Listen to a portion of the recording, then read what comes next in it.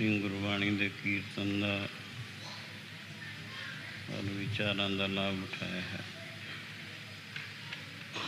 समय ने सफला किया है।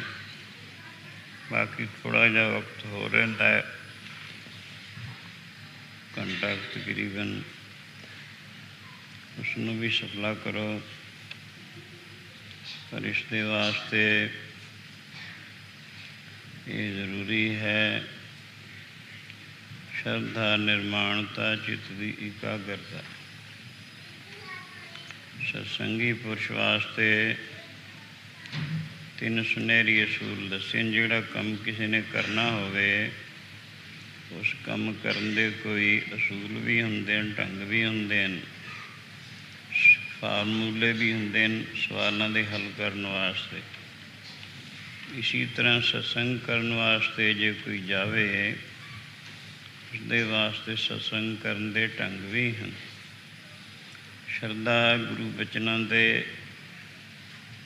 और निर्माणता चित्त विच किसी किस्म का मान ताण नहीं होना चाहिए और चित्त की एकाग्रता मन का टका हरी जस विच होवे।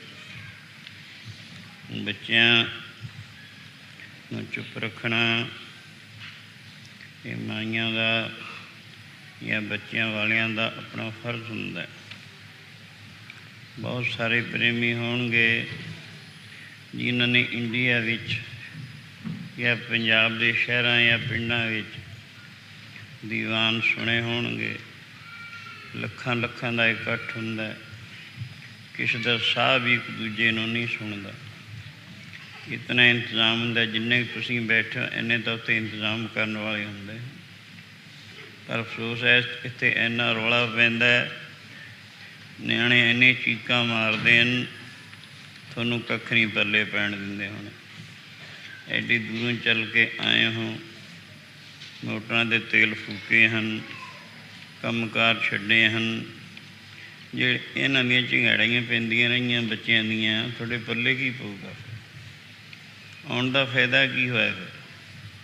उहदा दोष किहनूं लगू, पाप किहनूं चढ़ेगा? ये अपने आप ही समझो। इस करके थोड़ा जिहा समा है, इसनूं सफला करने की खेचल करो। पहले दास बोलिया करेगा शब्द विच, फिर सारे भाई बोलो, तीसरे पासे सब बीबियां बोलिया करो।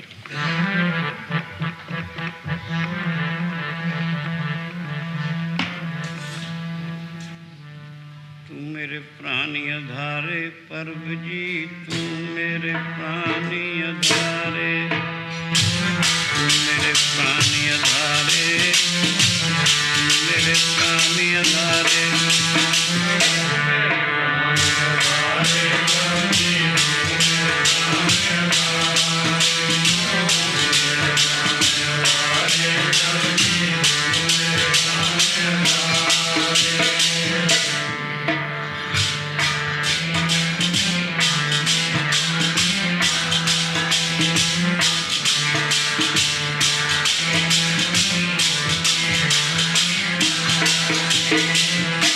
मेरे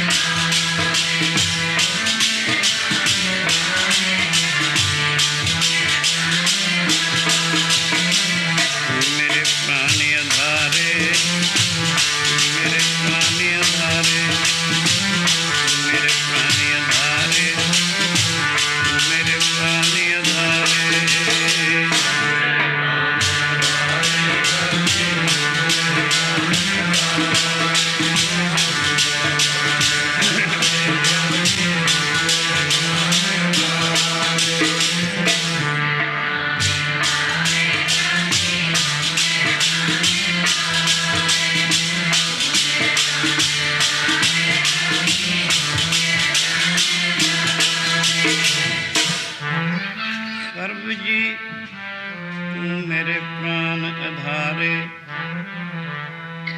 नमस्कार डंडौत बंदना अनक बार जाऊं बारे। उठत बैठत सोत जागत हे मन तुझे चितारे। तू मेरे प्राणी आधारे प्रभु जी, तू मेरे प्राणी आधारे, मेरे प्राणी आधारे, मेरे प्राणी आधारे, मेरे प्राणी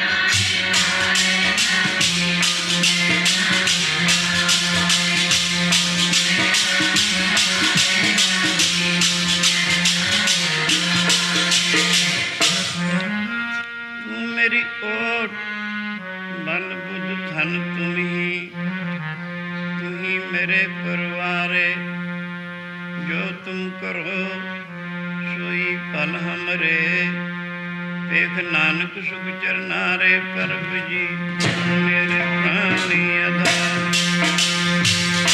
मेरे प्राणी आधारे प्रभु जी, मेरे प्राणी आधारे।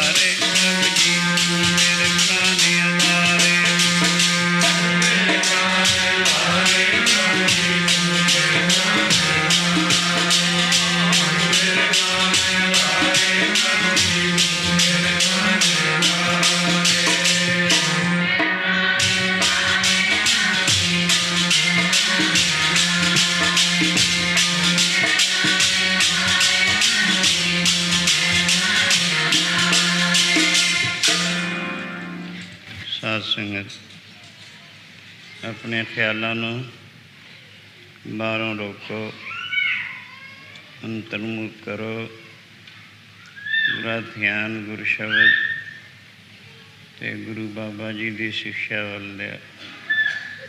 ਮਨੁੱਖਾਂ ਦੇ दरअसल वाहिगुरू के भजन वास्ते मिली है। अगर ऐसा ना किया जाए तो गुरबाणी की दसदी है, गुरु की दसदा है, बाणी गुरु रूप है। किसी दे ख्यालात, किसी दे अनुभव, किसी दे जाती तजर्बे उसका अपना स्वरूप ही होया करते हैं। गुरबाणी गुरु साहिबान दे अपने रूहानी जाती तजर्बे हैं, उन्हां दा रूप हैं। इस करके गुरबाणी गुरु रूप है। गुरबाणी दसदी है गुरु की कहंदा है, जिहड़े वाहिगुरू दा भजन नहीं करते। आवने आए शिष्ट में बिन बूझे पशु ढोर, मानक तन धार के तो दुनिया विच आ गए, पर बिना वाहिगुरू की भगती दे कहते हैवान ही नहीं, मरे हुए पशु नहीं, यानी पशु ही नहीं बल्कि मरे हुए पशु या ढोर उन्होंने भी कह देंदे हैं। लोकी रात नूं नीरा चारा गाइयां मझां बैलां नूं पाउंदे ने, जिहड़ा बच रहिंदा उन्होंने रूड़ियां ते छिड़ दिंदा। उसनूं कौन चरदे हैं? उसनूं खोते चरदे हैं। खोतिਆਂ ਨੂੰ भी ढोर कह दिता जाता है। इस करके भजन तो बिना सानू इहो ਜਿਹੇ दर्जे गुरबाणी दिंदी है। आवण नूं जग विच आ गए ने, आवण नूं जग विच आ गए ने, आवण नूं जग विच आ गए ने, आवण नूं जग विच आ गए ने।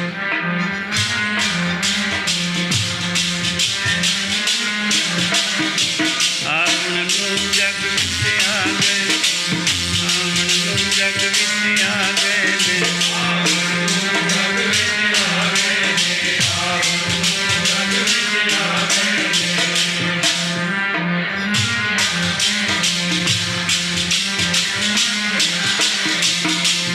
बिन बूझे पशु ढोर, आवण नूं जग विच, आवण नूं जग विच आ गए ने।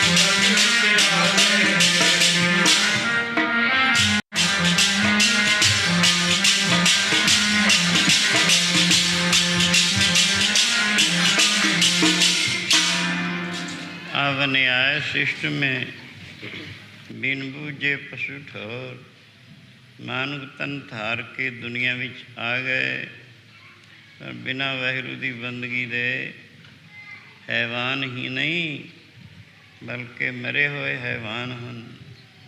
साहिब गुरु तेग बहादुर महाराज हिंद धर्म के रक्षक फरमाउंदे हैं, एक भगत भगवान जे प्राणी के नाहे मन, जैसे सूकर समान, नानक मानो ताहे ता।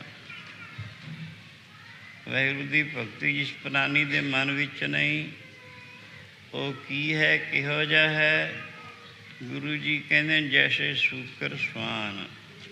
सूकर ना सूअर दा है, सवान ना कूकर दा है, कूकर ना कुत्ते नूं कहते इहो जे समझ लो। वो भी गंदमंद खा के अपना पेट भर लेंदे हैं। जे इसकी जिंदगी सिर्फ पेट भरन तक ही महदूद है तो उन्हां तो वध के कोई इसनूं वड्डा दर्जा नहीं मिल सकता।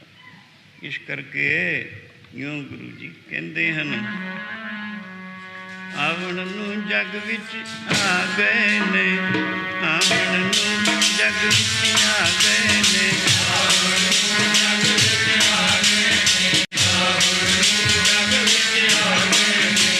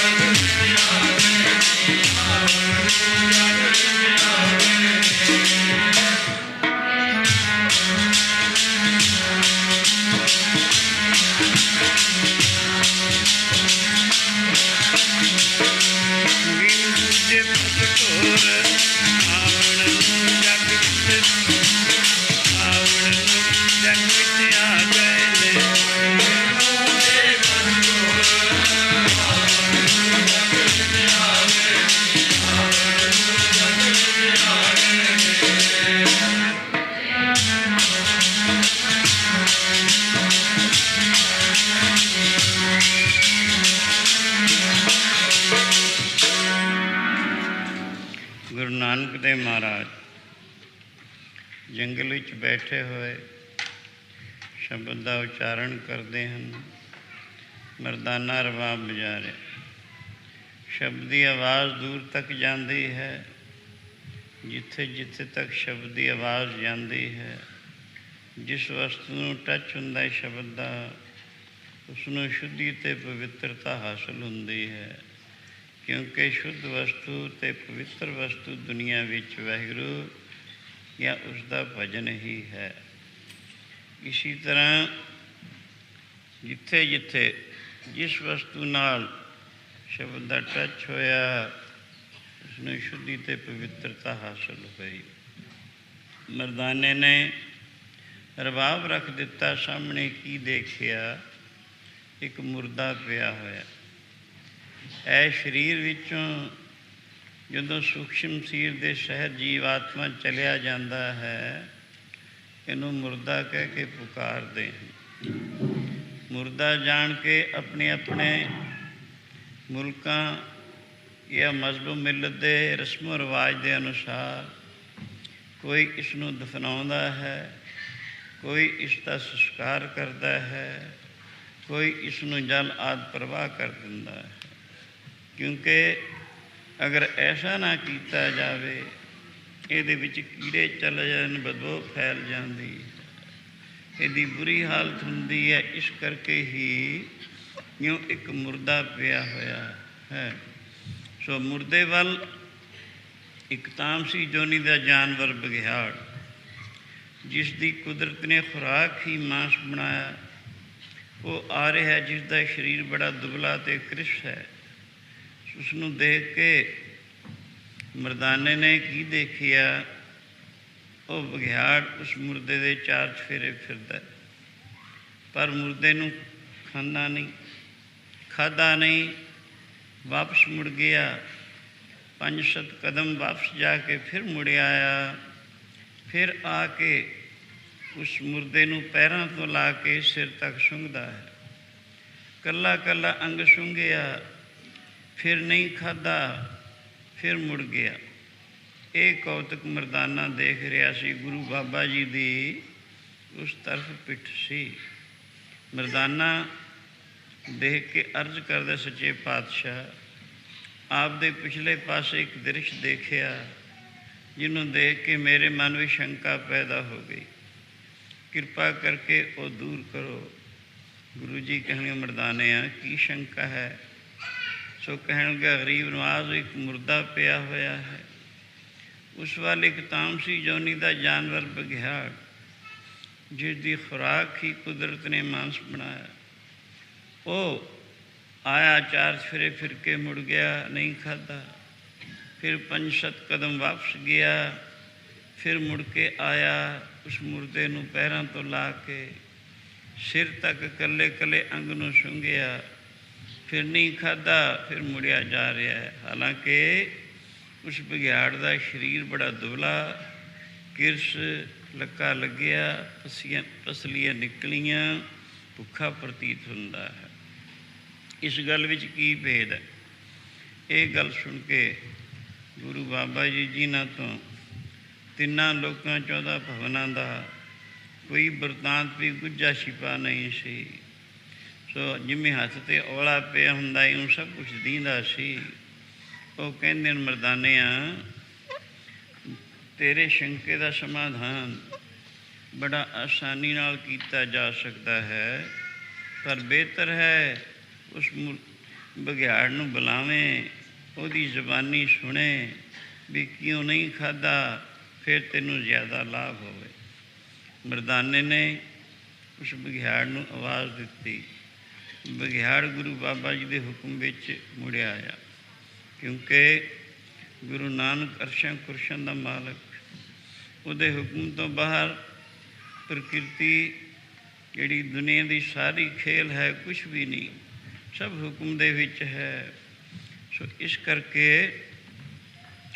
जिसकी बाबती दसिया, डर पै धरत आकाश नक्षत्रा, सिर ऊपर अमर करारा, पौन पानी बैसंतर डर पै इंद्र विचारा, एका निर्भव बात सुनी, सो सुखिया सो सदा सुहेला। जो गुरमिल गाए गुणी, दे धारिया देवा डर पै। सिद्ध साधक डर मोया, लख 84 मर मर जन्म। फिर जोनी जोया, राजस तामस सातक डर पै। केते रूप उपाया, छल प्रिय कौलां डर पै। अत डर पै धर्मराया। सगल समगरी डरै व्यापी, बिन डर करने हारा। कहो नानक भगतन का संगी, भगत सो है दरबारा। तो गुरु नानक के हुक्म दे सब कुछ बघियाड़ मुड़ आउंदा, आके सिर नवा के बैठ जाता है। पुछिया मरदानिया, आ गया पुछ ला जो कुछ पूछना है। मरदाना कहने लगा, भाई तेरा शरीर बड़ा दुबला, किरस लक्का लगिया, पसलियाँ निकलियाँ, भुखा प्रतीत होता है। ओ मुर्दा तेरी खुराक सी, क्योंकि तू तामसी जोनी का जानवर है। कुदरत ने तेरी खुराक ही मांस बनाया है। इस वास्ते तू उसनू खाधा क्यों नहीं? पहले उसके 4 फेरे फिर के मुड़ गया, दोबारा सारे अंग सूंघ के मुड़ गया, फिर नहीं खाधा। इस गल विच की भेद है, जरा खोल के दस। ये बचन सुन के वो बघियाड़ भावें जानवर अपनी अपनी बोली विच बोलते हैं, समझते हैं एक दूजे की बोली। ये कुदरत वालों ऐसा ही नियम है। पर इत्थे लोड़ सी मरदाने नू मनुखी बोली विच बोल के समझाउण दी। तो इत्थे उस बघियाड़ नू गुरु बाबा जी की कृपा करके मनुखी बोली बोलण विच यूँ ताकत आई, जिमें 8वें गुरु नानक ने पंजोखरे साहब दे विच एक गूंगे नू ज्ञान करन दी ताकत बख्शी सी। जेड़ा मूर्खां तो पंडित बनावे,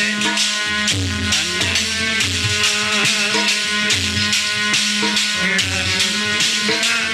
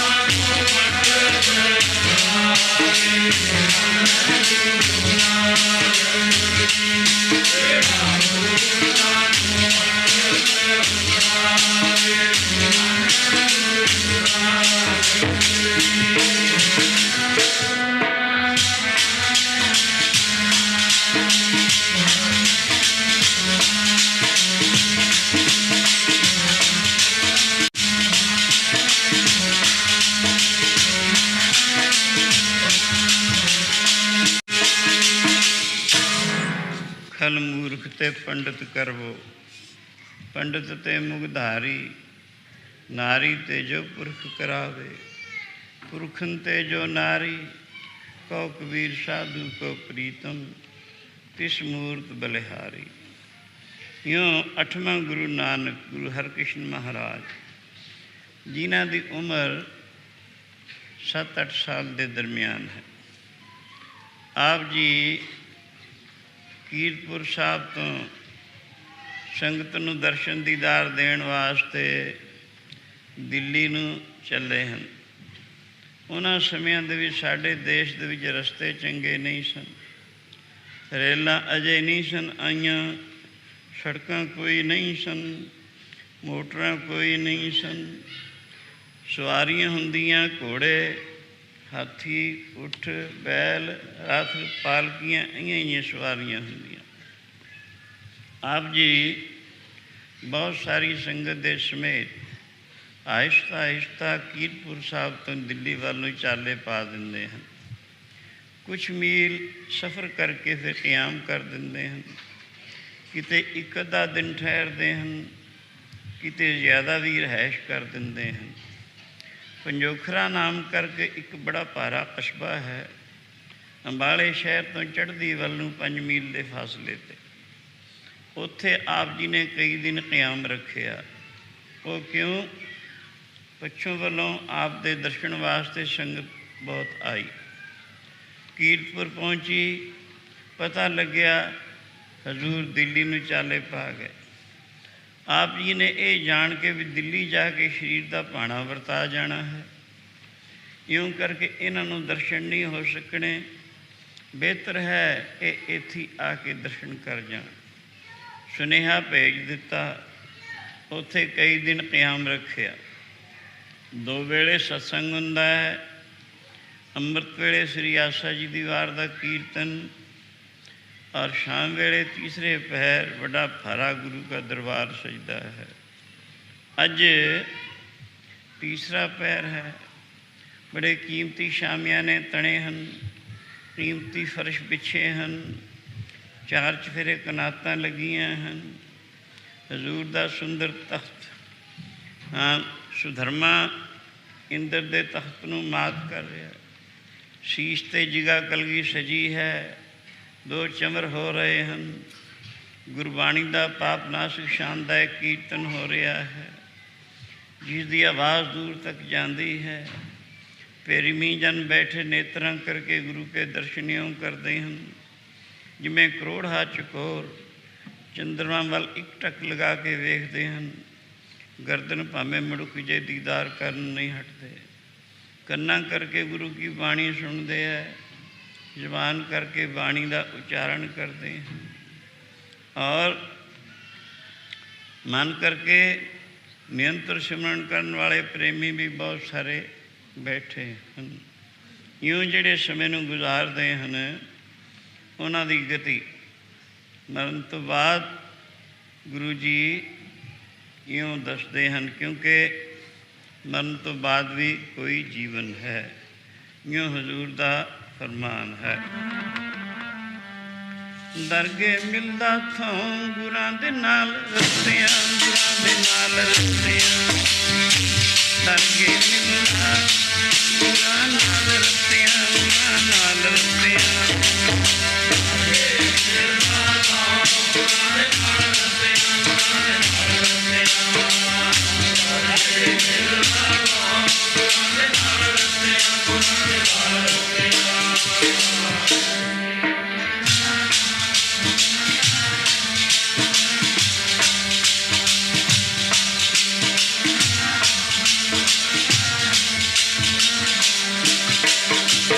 ਦਰਗੇ ਮਿਲਦਾ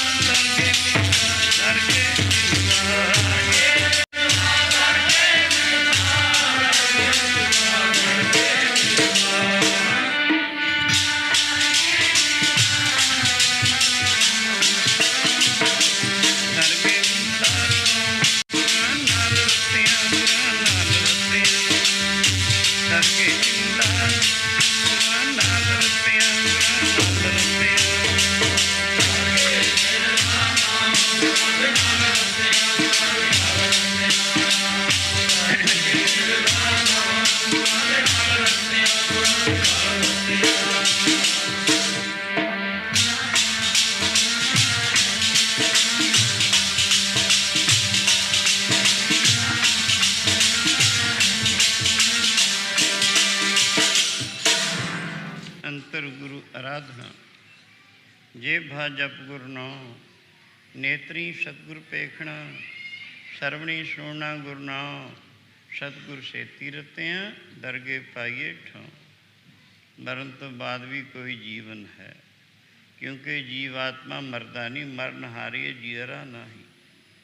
ਦੇਹ ਮਰਦੀ ਹੈ, ਦੇਹ ਦੇ ਵਿੱਚੋਂ ਯਾਨੀ ਅਸਥੂਲ ਦੇ ਵਿੱਚੋਂ ਜਦੋਂ ਸੂਖਸ਼ਮ ਸਰੀਰ ਦੇ ਸਹਿਤ ਜੀਵ ਆਤਮਾ ਚਲਾ ਜਾਂਦਾ ਹੈ, ਇਸ ਨੂੰ ਮਰ ਗਿਆ ਕਹਿੰਦੇ ਹਨ। ਲੇਕਿਨ ਜੀਵ ਆਤਮਾ ਨਹੀਂ ਮਰਦਾ। ਅਗਰ ਉਹ ਮਰ ਜਾਏ, ਅੱਗੇ ਦੇਹ ਹੋਰ ਕੌਣ ਧਾਰਨ ਕਰੇ? ਕੀਤੇ ਕਰਮਾਂ ਦਾ ਫਲ ਕੌਣ ਪਾਵੇ ਫਿਰ? ਇਸ ਕਰਕੇ ਨਹੀਂ, ਅੱਗੇ ਹੋਰ ਵੀ ਕੋਈ ਜੀਵਨ ਹੈ। ਗੁਰੂ ਜੀ ਤੋਂ ਸਿੱਖਾਂ ਨੇ ਪੁੱਛਿਆ, ਗਰੀਬ ਨਵਾਜ਼ ਆਪ ਕਿਰਪਾ ਕਰਕੇ ਦੱਸੋ, ਮਰਨ ਤੋਂ ਬਾਅਦ ਜੀਵਨ ਨੂੰ ਕਹੀ ਗਤੀ ਮਿਲਦੀ ਹੈ? ਗਤੀ ਕਹਿੰਦੇ ਹਨ ਮਰਨ ਤੋਂ ਬਾਅਦ ਦੀ ਹਾਲਤ ਨੂੰ। ਗੁਰੂ ਜੀ ਕਹਿਣਗੇ ਇੱਕੋ ਜਿਹੀ ਗਤੀ ਸਭ ਦੀ ਨਹੀਂ ਹੁੰਦੀ। 6 ਕਿਸਮ ਦੇ ਲੋਕ ਦੁਨੀਆ ਵਿੱਚ ਹਨ, ਉਹਨਾਂ ਦੀ ਅੱਡ ਅੱਡ 6 ਕਿਸਮ ਦੀ ਗਤੀ ਹੈ। ਪਹਿਲੀ ਪਾਪੀਆਂ ਦੀ ਗਤੀ ਹੈ, ਦੂਜੀ ਪੁੰਨੀਆਂ ਦੀ ਗਤੀ ਹੈ, ਤੀਜੀ ਪ੍ਰਾਣਾਯਾਮੀਆਂ ਦੀ ਗਤੀ ਹੈ ਕਿ ਇਹ ਯੋਗਾ ਅਭਿਆਸੀਆਂ ਦੀ, ਚੌਥੀ ਭਗਤਾਂ ਦੀ ਗਤੀ ਹੈ, ਪੰਜਵੀਂ ਬ੍ਰਹਮ ਗਿਆਨੀਆਂ ਦੀ ਗਤੀ ਹੈ, 6ਵੀਂ ਕਾਰਕਾਂ ਦੀ ਗਤੀ ਹੈ। 6 ਕਿਸਮ ਦੇ ਲੋਕ ਹਨ, ਇਹਨਾਂ ਦੀ ਅੱਡ ਅੱਡ ਕਿਸਮ ਦੀ ਹੀ ਗਤੀ ਹੁੰਦੀ ਹੈ। ਪਾਪੀ ਜਿਹੜੇ ਆਪਣੀ ਸਾਰੀ ਜ਼ਿੰਦਗੀ ਗੁਰੂ ਸ਼ਾਸਤਰ ਦੇ, ਗੁਰਬਾਣੀ ਦੇ ਹੁਕਮ ਤੋਂ ਉਲਟ ਚੱਲ ਕੇ ਗੁਜ਼ਾਰਦੇ ਹਨ, ਬੁਰਾਈਆਂ ਵਿੱਚ ਲਗਾਉਂਦੇ ਹਨ, ਉਹਨਾਂ ਵਾਸਤੇ ਦੱਸਿਆ ਜਿਤਨੇ ਨਰਕ ਸਭ ਮਨਮੁਖ ਭੋਗੇ। ਗੁਰਮੁਖ ਲੇਪ ਨਾ ਮਾਸਾ ਹੈ, ਉਹਨਾਂ ਵਾਸਤੇ ਦੋਜ਼ਖ ਨਰਕ ਦੱਸਿਆ ਹੈ। ਜਿਹੜੇ ਕਈ ਕਹਿੰਦੇ ਦੋਜ਼ਖ ਨਰਕ ਕੋਈ ਨਹੀਂ, ਉਹਨਾਂ ਨੂੰ ਪਤਾ ਹੀ ਨਹੀਂ ਹੈ। ਇਉਂ ਕਰਕੇ ਉਹਨਾਂ ਦੀ ਗਤੀ ਇਹ ਜਿਹੀ ਹੈ, ਮਰਨ ਤੋਂ ਬਾਅਦ ਜਮਰਾਜਾ ਦੇ ਦੂਤ ਧਰਮ ਰਾਜਾ ਦੇ ਪੇਸ਼ ਕਰਦੇ ਹਨ, ਮਾਰਦੇ ਕੁੱਟਦੇ ਲੈ ਜਾਂਦੇ ਹਨ। ਜਿਹੇ ਜਿਹੇ ਪਾਪ ਕੀਤੇ ਉਹੇ ਜਿਹੇ ਫਸਟ ਸੈਕਿੰਡ ਥਰਡ ਕਲਾਸ ਦੇ ਦੁੱਖ ਉਸ ਨੂੰ ਮਿਲਦੇ ਹਨ। ਬੜੀ ਦੇਰ ਤੱਕ ਨਰਕਾਂ ਦੇ ਵਿੱਚ ਦੁੱਖ ਪਾਉਂਦਾ ਹੈ ਤੇ ਉੱਥੇ ਸੱਪ ਠੂਹੇ ਬੜਬੜ ਖਾਂਦੇ ਹਨ, ਗੰਦ ਮੰਦ ਵਿੱਚ ਉਬਲਦਾ ਹੈ, ਤੱਤਿਆਂ ਥੰਮਾਂ ਨਾਲ ਚਮੇੜਿਆ ਜਾਂਦਾ ਹੈ, ਪੁੱਠਾ ਲਟਕਾ ਕੇ ਕੁੱਟਿਆ ਜਾਂਦਾ ਹੈ, ਮੂੰਹ ਦੇ ਵਿੱਚ ਉਬਲਦੀਆਂ ਸ਼ਰਾਬਾਂ ਪਾਈਆਂ ਜਾਂਦੀਆਂ ਹਨ। ਜਿਹੜੇ ਜੀਵ ਘਾਤ ਕਰਦੇ ਉਹਨੂੰ ਜਿਉਂਦਿਆਂ ਨੂੰ ਹੀ ਨੋਚ ਨੋਚ ਕੇ ਜਾਨਵਰ ਖਾਂਦੇ ਹਨ। ਅਨੇਕ ਕਿਸਮ ਦੇ ਦੁੱਖ ਉੱਥੇ ਮਿਲਦੇ ਹਨ। ਇਉਂ ਉਸ ਤੋਂ ਬਾਅਦ ਫਿਰ 84 ਲੱਖ ਜੋਨ ਦਾ ਗੇੜਾ ਦਿੱਤਾ ਜਾਂਦਾ। ਫਿਰ ਮਨੁੱਖਾ ਦੇ ਦੀ ਵਾਰੀ ਆਉਂਦੀ ਹੈ। ਮਨੁੱਖਾ ਦੇਹ ਦੇ ਵਿੱਚ ਵੀ ਇਹੋ ਜਿਹੇ ਥਾਂ, ਇਹੋ ਜਿਹੇ ਘਰ ਵਿੱਚ ਉਹਦਾ ਜਨਮ ਹੁੰਦਾ ਹੈ ਜਿੱਥੇ ਅਤਿਅੰਤ ਦੁੱਖ ਅਤੇ ਕਸ਼ਟ ਹੋਵੇ, ਦਲਿਤ ਰਾਧ ਹੋਵੇ। ਇਹ ਪਾਪੀਆਂ ਦੀ ਗਤੀ। ਪੁੰਨੀਆਂ ਦੀ ਗਤੀ, ਪੁੰਨ ਆਤਮਾ ਜਿਹੜੇ ਹਨ ਪੁੰਨ ਕਰਮਾਂ ਨੂੰ ਇਕੱਠੇ ਕਰਦੇ ਹਨ, ਸੋ ਉਹਨਾਂ ਨੂੰ ਜਮਦੂਤ ਨਹੀਂ ਲੈਣ ਆਉਂਦੇ, ਉਹਨਾਂ ਨੂੰ ਦੇਵਤਾ ਲੈਣ ਆਉਂਦੇ ਹਨ। ਦੇਵਤਾ ਸਤਿਕਾਰ ਨਾਲ ਲਿਜਾਂਦੇ ਹਨ, ਵਿਮਾਨਾਂ ਵਿੱਚ ਬਿਠਾ ਕੇ ਲਿਜਾਂਦੇ ਹਨ। ਧਰਮ ਰਾਜੇ ਦੇ ਪੇਸ਼ੀ ਉਹਨਾਂ ਦੀ ਵੀ ਹੁੰਦੀ ਹੈ। ਪਾਪ ਪੁੰਨ ਜੋ ਬੀਜਦੇ ਸਭ ਧਰਮ ਰਾਏ ਕੇ ਜਾਏ। ਧਰਮ ਰਾਜਾ ਜੋ ਨਿਆਂ 'ਤੇ ਬਿਠਾਇਆ ਪਰਮਾਤਮਾ ਨੇ, ਪਰਮੇਸ਼ਰ ਦਾ ਮੁਨਸਫ ਹੈ, ਉਹ ਉਹਨਾਂ ਨੂੰ ਕਹਿੰਦਾ ਪਹਿਲਿਆਂ ਨਾਲੋਂ ਤੁਸੀਂ ਬਹੁਤ ਚੰਗੇ ਹੋ, ਪਰ ਜਿਸ ਕੰਮ ਵਾਸਤੇ ਪਰਮੇਸ਼ਰ ਨੇ ਮਨੁੱਖਾਂ ਦੇ ਬਖਸ਼ੀ ਉਹ ਕੰਮ ਤੁਸੀਂ ਨਹੀਂ ਕੀਤਾ। ਉਹ ਕੰਮ ਕੀ ਹੈ? ਭਈ ਪ੍ਰਾਪਤ ਮਾਨੁਖ ਦੇ ਹੁਰੀਆ, ਗੋਬਿੰਦ ਮਿਲਣ ਕੀ ਇਹ ਤੇਰੀ ਵਰੀਆ। ਅਵਰ ਕਾਜ ਤੇਰੇ ਕਿਤੇ ਨਾ ਕਾਮ, ਮਿਲ ਸਾਧ ਸੰਗਤ ਭਜ ਕੇਵਲ ਨਾਮ। ਮਨੁੱਖਾਂ ਦੇ ਦਾ ਅਸਲ ਮੁੱਖ ਪ੍ਰਯੋਜਨ ਇਹ ਹੈ। ਪਰ ਫਿਰ ਵੀ ਤੁਸੀਂ ਬਹੁਤ ਅੱਛੇ ਹੋ, ਤੁਸੀਂ ਪੁੰਨਾਂ ਦਾ ਮਜਮੂਆ ਇਕੱਠਾ ਕੀਤਾ ਹੈ, ਪੁੰਨ ਕਰਮ ਇਕੱਠੇ ਕੀਤੇ ਹਨ, ਸੋ ਉਹਨਾਂ ਨੂੰ ਪੁੰਨ ਲੋਕਾਂ ਵਿੱਚ ਭੇਜਿਆ ਜਾਂਦਾ ਹੈ। ਜਿਨ੍ਹਾਂ ਲੋਕਾਂ ਨੂੰ ਕਈ ਨਾਵਾਂ ਨਾਲ ਪੁਕਾਰਿਆ ਜਾਂਦਾ, ਕੋਈ ਜੰਨਤ ਕਹਿੰਦਾ ਹੈ, ਕੋਈ ਸਰਗ ਕਹਿੰਦਾ ਹੈ, ਕੋਈ ਬਿਸ਼ਤ ਕਹਿੰਦਾ, ਕੋਈ ਕੁਛ ਕੋਈ ਕੁਛ। ਉੱਥੇ ਬਹੁਤ ਕਿਸਮ ਦੇ ਸੁੱਖ ਉਹਨਾਂ ਨੂੰ ਜਿਸਮਾਨੀ ਸੁੱਖ ਹਨ, ਦਿੱਤੇ ਜਾਂਦੇ ਹਨ, ਪਰ ਉੱਥੇ ਮਨ ਦੀ ਸ਼ਾਂਤੀ ਨਹੀਂ ਹੈ। ਚਿੰਤਾ ਬਣੀ ਰਹਿੰਦੀ ਹੈ, ਈਰਖਾ ਬਣੀ ਰਹਿੰਦੀ ਹੈ, ਅਭਿਮਾਨ ਉੱਥੇ ਬਣਿਆ ਰਹਿੰਦਾ, ਤਿੰਨ ਗੱਲਾਂ ਉੱਥੇ ਵੀ ਬਣੀਆਂ ਰਹਿੰਦੀਆਂ, ਜਿਸ ਕਰਕੇ ਉਹ ਲੋਕ ਮਨ ਕਰਕੇ ਸੁਖੀ ਨਹੀਂ ਹਨ। ਫਿਰ ਤੀਸਰੇ ਦਰਜੇ ਦੇ ਲੋਕ ਉਹ ਹਨ ਜਿਨ੍ਹਾਂ ਨੂੰ ਪ੍ਰਾਣਾਯਾਮੀ ਕਿ ਯੋਗਾ ਅਭਿਆਸੀ ਕਹਿੰਦੇ ਹਨ। ਉਹਨਾਂ ਦੀ ਗਤੀ ਜਦੋਂ ਉਹ ਸਰੀਰ ਛੱਡਦੇ ਹਨ, ਦਸਵਾਂ ਦਾਰ ਫੋੜ ਕੇ ਸਰੀਰ ਨੂੰ ਛੱਡ ਕੇ ਉਹ ਬ੍ਰਹਮ ਲੋਕ ਨੂੰ ਜਾਂਦੇ, ਬ੍ਰਹਮਾ ਦੇ ਲੋਕ ਤੱਕ ਉਹਨਾਂ ਦੀ ਗਤੀ ਹੈ। ਚੌਥੇ ਹਨ ਭਗਤ ਪ੍ਰਭੂ ਦੇ, ਜਿਹੜੇ ਸਰਵਣ ਭਗਤੀ ਕਰਦੇ ਹਨ, ਕੀਰਤਨ ਭਗਤੀ ਕਰਦੇ ਹਨ, ਸਿਮਰਨ ਭਗਤੀ ਕਰਦੇ ਹਨ, ਨਮਸਕਾਰ ਭਗਤੀ ਕਰਦੇ ਹਨ, ਅਰਦਾਸ ਭਗਤੀ ਕਰਦੇ ਹਨ, ਅਰਚਨ ਧੂਪ ਦੀਪ ਆਦਿ ਆਪਣੀ ਇਸ਼ਟਦੇਵ ਨੂੰ ਕਰਨੀਆਂ ਕਰਦੇ ਹਨ। ਦਾਸਾ ਭਾਵ, ਸਖਾ ਜਾਂ ਸਖੀ ਭਾਵ, ਆਤਮ ਨਿਵੇਦਨ, ਇਹ 9 ਕਿਸਮ ਦੀ ਭਗਤੀ ਹੈ। ਭਗਤ ਨਵੇਂ ਪ੍ਰਕਾਰਾ ਪੰਡਤ ਵੇਦ ਪੁਕਾਰਾ, ਜਿਹੜੇ ਉਹ ਭਗਤੀ ਕਰਦੇ ਕਰਦੇ ਸਰੀਰ ਦਾ ਪਰਿਤਿਆਗ ਕਰਦੇ ਹਨ, ਉਹ ਸੱਚਖੰਡ ਬੈਕੁੰਠ ਧਾਮ ਨੂੰ ਜਾਂਦੇ ਹਨ। ਉਹਨਾਂ ਦੀ ਗਤੀ ਹੀ ਗੁਰੂ ਜੀ ਨੇ ਇਹ ਦੱਸੀ ਹੈ। ਅੰਤਰ ਗੁਰੂ ਆਰਾਧਨਾ, ਜੇਬਾ ਜਪ ਗੁਰ ਨਾਮ, ਨੇਤਰੀ ਸਤਿਗੁਰ ਪੇਖਣਾ, ਸੜਵੀਂ ਸੁਣਨਾ ਗੁਰ ਨਾਮ, ਸਤਿਗੁਰ ਸੇਤੀ ਰਤਿਆਂ, ਦਰਗੇ ਪਾਈਏ ਠਾਂ। ਦਰਗੇ ਮਿਲਦਾ ਥਾਂ ਗੁਰਾਂ ਦੇ ਨਾਲ ਰਸਤਿਆਂ, ਗੁਰਾਂ ਦੇ ਨਾਲ ਰਸਤਿਆਂ, ਦਰਗੇ ਮਿਲਦਾ ਗੁਰਾਂ ਨਾਲ ਰਸਤਿਆਂ, ਗੁਰਾਂ ਨਾਲ ਰਸਤਿਆਂ।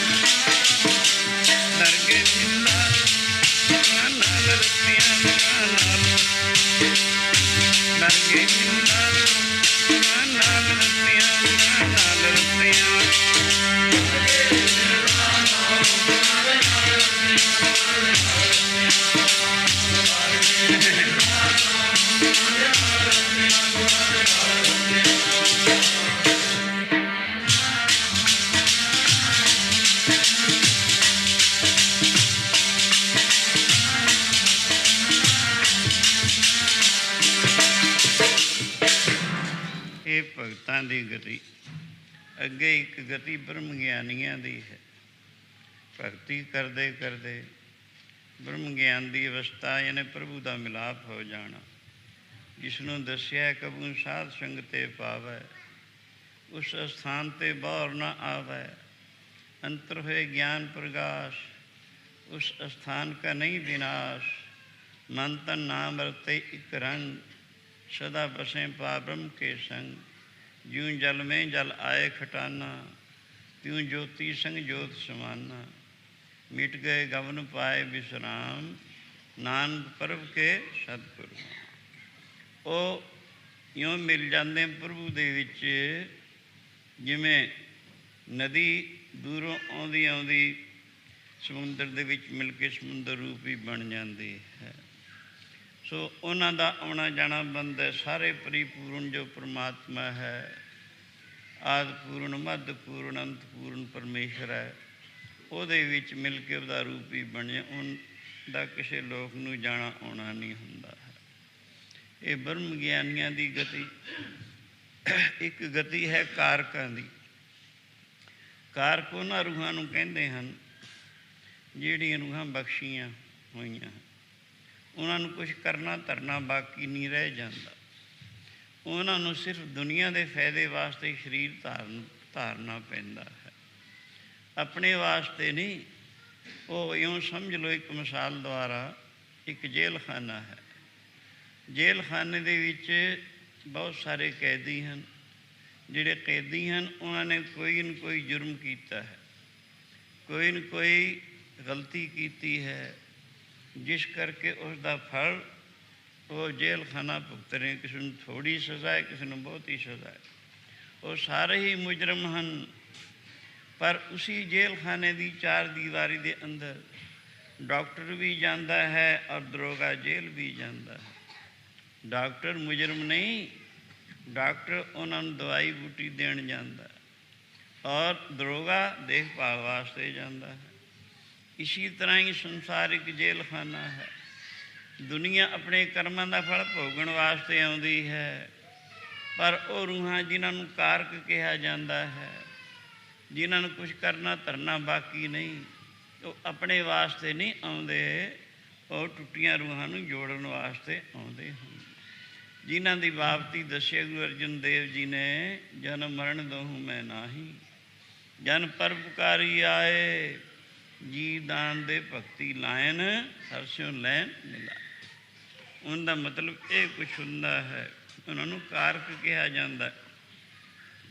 ਰੋਜ਼ ਵਿਚਾਰ ਆਓ, ਗੁਰੂ ਹਰਕ੍ਰਿਸ਼ਨ ਮਹਾਰਾਜ ਦੀ ਹਜ਼ੂਰੀ ਵਿੱਚ ਰੂਹਾਨੀ ਦਰਬਾਰ ਸਜਿਆ। ਬੇਅੰਤ ਸੰਗਤ ਬੈਠੀ ਹੋਈ ਜੀਵਨ ਦਾ ਲਾਹ ਖੱਟ ਰਹੀ ਹੈ। ਸੋ ਸਤਸੰਗਤ ਕਰਨ ਵਾਲੇ ਪੁਰਸ਼, ਉਹਨਾਂ ਨੂੰ ਇੱਥੇ ਬੈਕੁੰਠ ਵਰਗਾ ਆਨੰਦ ਦੱਸਿਆ ਹੈ। ਕਹਿਤ ਕਬੀਰ ਅਬ ਕਹੀਏ ਕਾਹੇ, ਸਾਧ ਸੰਗਤ ਬੈਕੁੰਠੇ ਆਏ। ਆਪਣਾ ਖਿਆਲ ਟਿਕਾਓ, ਬਿਰਤੀ ਹਰੀ ਜਸ ਵਿੱਚ ਲਿਵਲੀਨ ਕਰੋ, ਫਿਰ ਅਨੁਭਵ ਕਰੋ। ਦੇਖੋ ਅੰਦਰੀ ਬੈਕੁੰਠ ਵਰਗਾ ਆਨੰਦ ਪ੍ਰਾਪਤ ਹੁੰਦਾ ਹੈ। ਬੈਕੁੰਠ ਵਿੱਚ ਭਜਨ ਆਨੰਦ ਹੋਇਆ ਕਰਦਾ ਹੈ। ਜਿਹੜੇ ਭਗਤ ਹਨ ਪ੍ਰਭੂ ਦੇ ਧਿਆਨ ਵਿੱਚ ਔਰ ਪ੍ਰਭੂ ਦੇ ਜਸ ਵਿੱਚ ਮਗਨ ਹੁੰਦੇ ਹਨ। ਇਸੀ ਤਰ੍ਹਾਂ ਸਤਸੰਗ ਵਿੱਚ ਵੀ ਐਸਾ ਹੀ ਹੁੰਦਾ ਹੈ। ਸੋ ਇਉਂ ਬੈਕੁੰਠ ਵਰਗਾ ਆਨੰਦ ਪ੍ਰੇਮੀ ਮਾਣ ਰਹੇ ਹਨ। ਸੋ ਇੰਤਜ਼ਾਮ ਕਰਨ ਵਾਲੇ ਪ੍ਰੇਮੀ ਵੀ ਦਰਬਾਰ ਦੇ ਵਿੱਚ ਔਰ ਦੂਰ ਦੂਰ ਤੱਕ ਇੰਤਜ਼ਾਮ ਕਰਨ ਵਾਸਤੇ ਫਿਰਦੇ ਨੇ, ਕਿਉਂਕਿ ਜਿਹੜੇ ਕਈ ਨਵੇਂ ਪ੍ਰੇਮੀ ਆਏ ਹੁੰਦੇ, ਉਹਨਾਂ ਨੂੰ ਪਤਾ ਨਹੀਂ ਹੁੰਦਾ ਕਿਵੇਂ ਦਰਬਾਰ ਵਿੱਚ ਆਈਂਦਾ, ਕਿਵੇਂ ਗੁਰੂ ਨੂੰ ਮੱਥਾ ਟੇਕੀਂਦਾ, ਕਿਵੇਂ ਬੈਠਣਾ ਹੈ, ਕਿਵੇਂ ਸ਼ਾਂਤੀ ਦੇ ਨਾਲ ਆਪਣੀ ਬਿਰਤੀ ਜੋੜਨੀ ਹੈ। ਉਹਨਾਂ ਨੂੰ ਉਹ ਇਸ਼ਾਰਤਨ ਸਮਝਾਉਂਦੇ ਹਨ। ਫਿਰ ਕਈ ਦੂਰ ਦੂਰ ਤੱਕ ਫਿਰਦੇ ਹਨ। ਰੌਲਾ ਗੌਲਾ ਚੁੱਪ ਕਰਾਉਣ ਵਾਸਤੇ ਦੂਰ ਦੂਰ ਤੱਕ ਸਿੱਖ ਫਿਰ ਰਹੇ ਹਨ। ਦੂਰ ਜਿਹੜੇ ਪ੍ਰੇਮੀ ਫਿਰ ਰਹੇ ਹਨ, ਕੀ ਦੇਖਿਆ, ਇੱਕ ਕੋਈ ਵਿਦਵਾਨ ਵਿਦਿਆ ਭਾਨੀ ਪੰਡਤ ਆ ਰਿਹਾ ਹੈ, ਜਿਸ ਨੇ 4 ਵੇਦ, 6 ਸ਼ਾਸਤਰ, 18 ਪ੍ਰਾਣ, 27 ਸਿਮਰਤੀਆਂ, ਇਹਨਾਂ ਸਾਰਿਆਂ ਦਾ ਹੀ ਅਧਿਐਨ ਕੀਤਾ ਸੀ। ਵਿਦਿਆ ਪੜ੍ਹ ਕੇ ਬਜਾਏ ਵਿਦਿਆ ਦੇ ਅਮਲ ਕਰਨ 'ਤੇ ਉਸ ਨੂੰ ਲੋਕਾਂ ਦੇ ਨਾਲ ਚਰਚਾ ਕਰਨ ਦਾ ਸੁਭਾਅ ਪੈ ਗਿਆ ਸੀ। ਵਿਦਵਾਨ ਵੀ ਸਾਧ ਸੰਗਤ ਕਈ ਕਿਸਮ ਦੇ ਹੁੰਦੇ ਹਨ। ਜਿਵੇਂ ਮਣੀ ਵਾਲੇ ਸੱਪ ਵੀ ਕਈ ਕਿਸਮ ਦੇ ਹੁੰਦੇ ਹਨ। ਇੱਕ ਤਾਂ ਮਣੀ ਵਾਲਾ ਸੱਪ ਉਹ ਹੁੰਦਾ ਹੈ ਜਿਹੜਾ ਪੂਰਨਮਾਸ਼ੀ ਦੀ ਰਾਤ ਨੂੰ ਆਪਣੀ ਮਣੀ ਬਾਹਰ ਕੱਢ ਕੇ ਰੱਖਦਾ ਹੈ, ਜੰਗਲ 'ਚ ਰਹਿੰਦਾ ਕਿਤੇ। ਚੰਦਰਮਾ ਵਿੱਚੋਂ ਅੰਮ੍ਰਿਤ ਝਰਦਾ ਹੈ, ਮਣੀ ਦੇ ਉੱਪਰ ਡਿੱਗਦਾ, ਉਹ ਅੰਮ੍ਰਿਤ ਚੱਟ ਕੇ ਸ਼ਾਂਤ ਪ੍ਰਾਪਤ ਕਰਦਾ ਹੈ। ਇੱਕ ਮਣੀ ਵਾਲਾ ਸੱਪ ਇਹੋ ਜਿਹਾ ਹੁੰਦਾ। ਇੱਕ ਮਣੀ ਵਾਲਾ ਸੱਪ ਇਹੋ ਜਿਹਾ ਹੁੰਦਾ ਹੈ, ਜੰਗਲ ਦੇ ਵਿੱਚ ਰਹਿੰਦਾ ਹੈ, ਰਾਤ ਦੇ ਵੇਲੇ ਮਣੀ ਕੱਢ ਕੇ ਬਾਹਰ ਰੱਖ ਦਿੰਦਾ ਸਿਰ 'ਚੋਂ। ਉਹਦੀ ਰੋਸ਼ਨੀ ਦੂਰ ਤੱਕ ਹੁੰਦੀ ਹੈ, ਉਹਦੇ ਵਿੱਚ ਖੇਲਦਾ, ਖੇਲ ਕੇ ਫਿਰ ਆਪਣੀ ਮਣੀ ਸਿਰ ਵਿੱਚ ਰੱਖ ਕੇ ਫਿਰ ਆਪਣੇ ਬਿਲ ਵਿੱਚ ਜਾ ਵੜਦਾ ਹੈ। ਇੱਕ ਮਣੀ ਵਾਲਾ ਸੱਪ ਇਹੋ ਜਿਹਾ ਹੁੰਦਾ ਹੈ, ਰਾਤ ਨੂੰ ਨਿਕਲਦਾ ਹੈ, ਆਪਣੀ ਮਣੀ ਕੱਢ ਕੇ ਬਾਹਰ ਰੱਖ ਦਿੰਦਾ, ਉਹਦੀ ਰੋਸ਼ਨੀ ਦੇ ਵਿੱਚ ਕੀੜੇ ਕਰਕਟ ਆਉਂਦੇ ਹਨ, ਉਹ ਕੀੜੇ ਕਰਕਟਾਂ ਨੂੰ ਖਾਂਦਾ ਹੈ। ਕਿਉਂ ਇਸੀ ਤਰ੍ਹਾਂ ਵਿਦਵਾਨ ਵੀ ਕਈ ਕਿਸਮ ਦੇ ਹਨ। ਇੱਕ ਤਾਂ ਵਿਦਵਾਨ ਉਹ ਹਨ ਜਿਹੜੇ ਵਿੱਦਿਆ ਪੜ੍ਹ ਕੇ ਸ਼ਾਂਤ ਪ੍ਰਾਪਤ ਕਰਦੇ ਹਨ, ਮੁਕਤ ਪ੍ਰਾਪਤ ਕਰਦੇ ਹਨ, ਵਿੱਦਿਆ 'ਤੇ ਅਮਲ ਕਰਕੇ ਆਪਣਾ ਜਨਮ ਸਫਲਾ ਕਰਦੇ ਹਨ। ਅਸਲ ਵਿਦਵਾਨ ਉਹ ਹਨ। ਦੂਜੇ ਉਹ ਹਨ ਜਿਹੜੇ ਵਿੱਦਿਆ ਪੜ੍ਹ ਕੇ ਧਨ ਆਦਿ ਕਮਾਉਂਦੇ ਹਨ। ਤੀਜੇ ਇਹੋ ਜਿਹੇ ਵਿਦਵਾਨ ਹਨ ਜਿਹੜੇ ਵਿੱਦਿਆ ਪੜ੍ਹ ਕੇ ਲੋਕਾਂ ਨਾਲ ਚਰਚਾ ਆਦਿ ਕਰਨ ਦਾ ਸੁਭਾਅ ਪੈਦਾ ਕਰਕੇ ਦੂਜੇ ਨੂੰ ਹਰਾਉਣ ਦੀ ਕੋਸ਼ਿਸ਼ ਕਰਦੇ ਹਨ। ਸੋ ਇਹ ਵਿਦਵਾਨ ਇਹੋ ਜਿਹਾ ਸੀ, ਜਿੱਥੇ ਸੁਣਨਾ ਕੋਈ ਵਿਦਵਾਨ ਉੱਥੇ ਪਹੁੰਚਣਾ, ਪਹੁੰਚ ਕੇ ਉਸ ਨੂੰ ਚੈਲੰਜ ਕਰਨਾ ਵੀ ਮੇਰੇ ਨਾਲ ਚਰਚਾ ਕਰ, ਜੇ ਮੈਂ ਜਿੱਤ ਗਿਆ ਤੇਰੇ ਗ੍ਰੰਥ ਖੋਲੂੰ, ਤੂੰ ਜਿੱਤ ਗਿਆ ਮੇਰੇ ਖੋਲਵੀਂ। ਇਉਂ ਵਿਦਵਾਨ ਚੰਗਾ ਸੀ, ਗ੍ਰੰਥਾਂ ਦਾ ਉਠ ਲੱਦੀ ਫਿਰਦਾ ਸੀ, ਜਿੱਤ ਜਿੱਤ ਕੇ ਹੋਰਨਾਂ ਨੂੰ। ਉਹ ਆ ਨਿਕਲਿਆ। ਗੁਰੂ ਹਰਕ੍ਰਿਸ਼ਨ ਮਹਾਰਾਜ ਦੀ ਉਮਰ 7-8 ਸਾਲ ਦੇ ਦਰਮਿਆਨ, ਤਖਤ ਆਰੂੜ, ਸੀਸ 'ਤੇ ਜਿਗਾ ਕਲਗੀ ਸਜ ਰਹੀ ਹੈ, 2 ਚਮਰ ਹੋ ਰਹੇ ਹਨ। ਸੋ ਐਸੀ ਸਭਾ ਸੁਧਰਮਾਂ ਦੀ ਸਭਾ ਨੂੰ ਮਾਤ ਕਰਦੀ ਹੈ। ਦੂਰੋਂ ਦੇਖ ਕੇ ਪੁੱਛਣ ਲੱਗਾ, ਇਹ ਠਾਠ ਬਾਠ ਕੈਸਾ? ਇੱਕ ਸਿੱਖ ਜਿਹੜਾ ਫਿਰਦਾ ਸੀ ਉਹ ਕਹਿਣ ਲੱਗਾ, ਪੰਡਤ ਜੀ ਇਹ ਗੁਰੂ ਹਰਕ੍ਰਿਸ਼ਨ ਮਹਾਰਾਜ 8ਵੇਂ ਗੁਰੂ ਨਾਨਕ ਦਾ ਰੂਹਾਨੀ ਦਰਬਾਰ ਹੈ। ਪ੍ਰੇਮੀ ਹਜ਼ੂਰੀ ਵਿੱਚ ਬੈਠੇ ਹਨ, ਕੀਰਤਨ ਗੁਰਬਾਣੀ ਦਾ ਸੁਣਦੇ ਹਨ, ਨੇਤਰਾਂ ਕਰਕੇ ਗੁਰੂ ਕਾ ਦਰਸ਼ਨ ਕਰਦੇ ਹੈ, ਇਉਂ ਆਪਣੇ ਜਨਮ ਨੂੰ ਸਫਲਾ ਕਰਦੇ ਹਨ। ਜਦੋਂ ਇਹ ਗੱਲ ਸੁਣੀ ਹਰਕ੍ਰਿਸ਼ਨ ਮਹਾਰਾਜ ਕਹਿਣ ਲੱਗਾ, ਕ੍ਰਿਸ਼ਨ ਭਗਵਾਨ ਦੁਆਪਰ ਯੁੱਗ ਦੇ ਵਿੱਚ ਵਿਸ਼ਨੂੰ ਦਾ 16 ਕਲਾ ਅਵਤਾਰ ਹੋਏ ਹਨ, ਜਿਨ੍ਹਾਂ ਨੇ ਅਰਜਨ ਨੂੰ ਗਿਆਨ ਕਰਨ ਵਾਸਤੇ 18 ਅਧਿਆਈ ਗੀਤਾ ਉਚਾਰਨ ਕੀਤੀ ਸੀ ਕੁਰੂਕਸ਼ੇਤਰ ਦੇ ਯੁੱਧ ਵਿੱਚ। ਸਵਯੰ ਉਹ ਹੋਏ ਹਨ, ਉਹਨਾਂ ਦੇ ਨਾਂ ਨਾਲ ਵੀ 2 ਅੱਖਰ ਜ਼ਿਆਦਾ ਲਗਾ ਲਏ। ਛੋਟੀ ਉਮਰ ਜਾਣ ਕੇ ਸ਼ੰਕਾ ਪੈਦਾ ਹੋਇਆ, ਜਗਤ ਕੀ ਭੇਡਾ ਚਾਲ ਚਲਤੇ ਕੇ ਪਾਛੇ ਚਲੇ, ਪਰਮਾਰਥਾਂ ਸੰਭਾਲਦੇ ਖੁਜਾ ਕੀ ਮੂਰਤ। ਇਹੋ ਜਿਹੇ ਕੁਤਰਕ ਦੇ ਬਚਨ ਉਚਾਰਨੇ ਸ਼ੁਰੂ ਕੀਤੇ, ਪਰ ਸਿੱਖ ਤੋਂ ਗੁਰੂ ਦੀ ਸ਼ਾਨ ਵਿੱਚ ਕੋਈ ਇਹੋ ਜਿਹਾ ਲਫ਼ਜ਼ ਨਹੀਂ ਸੁਣਿਆ ਜਾਂਦਾ ਹੁੰਦਾ। ਸਿੱਖ ਕਹਿਣ ਲੱਗਾ, ਪੰਡਤ ਜੀ ਉਹ ਫਿਰ ਨਾਲ ਦੀ ਨਾਲ ਇਹ ਲਫ਼ਜ਼ ਵੀ ਕਿਹਾ, ਉਹਨਾਂ ਨੇ ਭਲਾ 18 ਅਧਿਆਈ ਗੀਤਾ ਉਚਾਰਨ ਕੀਤੀ, ਮੈਨੂੰ ਜੇ ਇੱਕ ਸ਼ਲੋਕ ਦੇ ਅਰਥ ਵੀ ਕਰਕੇ ਦੱਸ ਦੇਣ ਤਾਂ ਵੀ ਮੈਂ ਮੰਨ ਲਵਾਂ।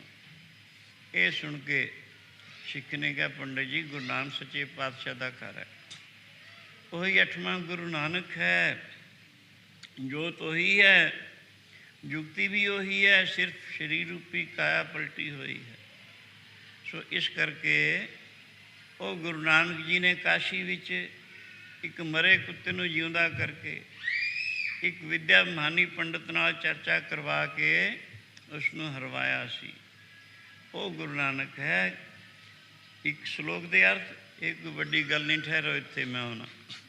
ਸਿੱਖ ਦੌੜ ਕੇ ਆਇਆ, ਆ ਕੇ ਅਰਜ਼ ਕੀਤੀ ਗਰੀਬ ਨਵਾਜ਼, ਇੱਕ ਵਿੱਦਿਆ ਮਹਾਨੀ ਪੰਡਤ ਹੈ ਕੋਈ, ਉਹਨੂੰ ਸ਼ਾਂਤ ਨਹੀਂ ਹੈ, ਉਹ ਚਾਹੁੰਦਾ ਹੈ ਗੀਤਾ ਦੇ ਇੱਕ ਸ਼ਲੋਕ ਦੇ ਅਰਥ ਕਰਕੇ ਆਪ ਸੁਣਾਓ ਉਸ ਨੂੰ ਸ਼ਾਂਤ ਆ ਜਾਏਗੀ। ਆਪਦਾ ਬਿਰਧ ਹੈ ਦੂਜਿਆਂ ਨੂੰ ਸ਼ਾਂਤੀ ਦੇਣੀ। ਗੁਰੂ ਜੀ ਨੇ ਮੁਸਕਰਾ ਕੇ ਕਿਹਾ, ਬੁਲਾ ਲਿਆਂਦਾ। ਆ ਕੇ ਉੱਪਰੀ ਨਮਸਕਾਰ ਕਰਕੇ ਬਹਿ, ਕਿਉਂਕਿ ਸ਼ਰਧਾ ਤਾਂ ਚਿੱਤ ਵਿੱਚ ਹੈ ਨਹੀਂ ਸੀ। ਸੋ ਕਹਿਣ, ਸੁਣਾਓ ਪੰਡਤ ਜੀ। ਉਹ ਕਹਿਣਗਾ, ਹਾਂ ਮਹਾਰਾਜ, ਮੈਨੂੰ ਗੀਤਾ ਦੇ ਅਰਥਾਂ ਦਾ ਬੜਾ ਸ਼ੌਕ ਹੈ, ਜੇ ਕਿਰਪਾ ਕਰਕੇ ਮੈਨੂੰ ਇੱਕ ਸ਼ਲੋਕ ਦੇ ਅਰਥ ਸੁਣਾਓ। ਗੁਰੂ ਜੀ ਨੇ ਸੋਚਿਆ, ਜੇਕਰ ਅਸੀਂ ਅਰਥ ਕਰ ਦਿੱਤੇ ਇਹਦਾ ਸੰਸਾਰ ਫਿਰ ਵੀ ਦੂਰ ਨਹੀਂ ਹੋਣਾ। ਇਹ ਸਮਝੇਗਾ ਇਹਨਾਂ ਦੇ ਪਿਤਾ ਨੇ ਪੜ੍ਹਾਤਾ ਹੋਣਾ। ਹਾਂ, ਕਹਿਣ ਲੱਗੇ, ਪੰਡਿਤ ਜੀ ਦੇਖੋ ਕਿਤਨਾ ਵੱਡਾ ਕਸਬਾ ਹੈ ਪੰਜੋਖਰਾ, ਜੀ ਤੋਂ ਕਹੋ ਉਸ ਤੋਂ ਗੁਰੂ ਨਾਨਕ ਦੀ ਕਿਰਪਾ ਕਰਕੇ ਅਰਥ ਕਰਵਾਏ ਜਾ ਸਕਦੇ ਹਨ। ਪਿੰਡ ਵਿੱਚ ਗਿਆ, ਛੱਜੂ ਨਾਮ ਕਰਕੇ ਝੀਵਰ, ਬੋਲਾ ਵੀ ਸੀ ਔਰ ਗੂੰਗਾ ਵੀ ਸੀ। ਮੂੜ ਜਿਹਾ ਸੀ, ਉਸ ਨੂੰ ਪਕੜ ਕੇ ਲਾਇਆ। ਕਹਿਣ ਲੱਗਾ ਇਹ ਤੋਂ ਅਰਥ ਕਰਵਾਓ। ਗੁਰੂ ਜੀ ਨੇ ਆਪਣੀ ਹੱਥ ਵਿੱਚ, ਜੋ ਕਿ ਛੋਟੀ ਜਿਹੀ ਛਟੀ ਉਮਰ ਦੇ ਲਿਹਾਜ਼ 'ਤੇ ਸੀ, ਉਹ ਗੂੰਗੇ ਦੇ ਸਿਰ 'ਤੇ ਰੱਖਤੀ। ਛਟੀ ਨਹੀਂ ਰੱਖੀ, ਮਾਨੋ ਇਸ ਬਹਾਨੇ ਸਾਰੀ ਦੁਨੀਆ ਦੀ ਵਿੱਦਿਆ ਉਸਦੇ ਦਿਮਾਗ ਵਿੱਚ ਭਰਤੀ। ਹੁਣ ਇੱਧਰੋਂ ਪੰਡਤ ਸੰਸਕ੍ਰਿਤ ਸ਼ਲੋਕ ਬੋਲਦਾ ਹੈ, ਉਹ ਛੱਜੂ ਗਜ਼ਬ ਦੇ ਅਨੁਭਵੀ ਅਰਥ ਕਰਕੇ ਸੁਣਾਉਂਦਾ ਹੈ, ਜਿਸ ਨੂੰ ਸੁਣ ਕੇ ਪੰਡਤ ਦੰਗ ਰਹਿ ਜਾਂਦਾ ਹੈ। ਵਿਦਿਆ ਮਹਾਨ ਦੂਰ ਹੋ ਕੇ ਗੁਰੂ ਚਰਨੀ ਲੱਗ ਕੇ ਭਗਤੀ ਕਰਕੇ, ਸਾਧ ਸੰਗਤ ਦੀ ਸੇਵਾ ਕਰਕੇ ਮਨ ਨੂੰ ਸ਼ਾਂਤ ਪ੍ਰਾਪਤ ਕੀਤੀ। ਉੱਥੇ ਹੀ ਦੱਸਦੇ ਹਨ ਗੁਰੂ ਨਾਨਕ ਉਹ ਹੈ ਜੋ ਮੂਰਖਾਂ ਨੂੰ ਵੀ ਪੰਡਤ ਬਣਾਉਣ ਨੂੰ ਸਮਰੱਥ ਹੈ। ਜਿਹੜਾ ਮੂਰਖਾਂ ਤੋਂ ਪੰਡਤ ਬਣਾਵੇ, ਜਿਹੜਾ ਮੂਰਖਾਂ ਤੋਂ ਪੰਡਤ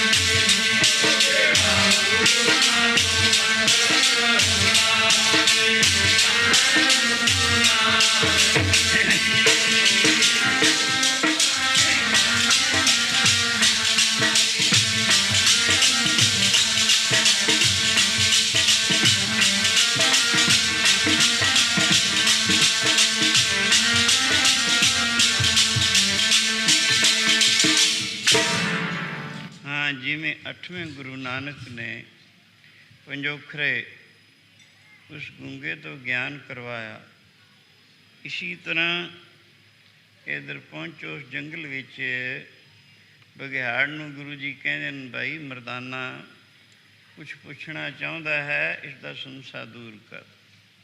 ਉਸ ਨੂੰ ਵੀ ਮਨੁੱਖੀ ਬੋਲੀ ਬੋਲਣ ਵਿੱਚ ਤਾਕਤ ਹੋ ਆਈ।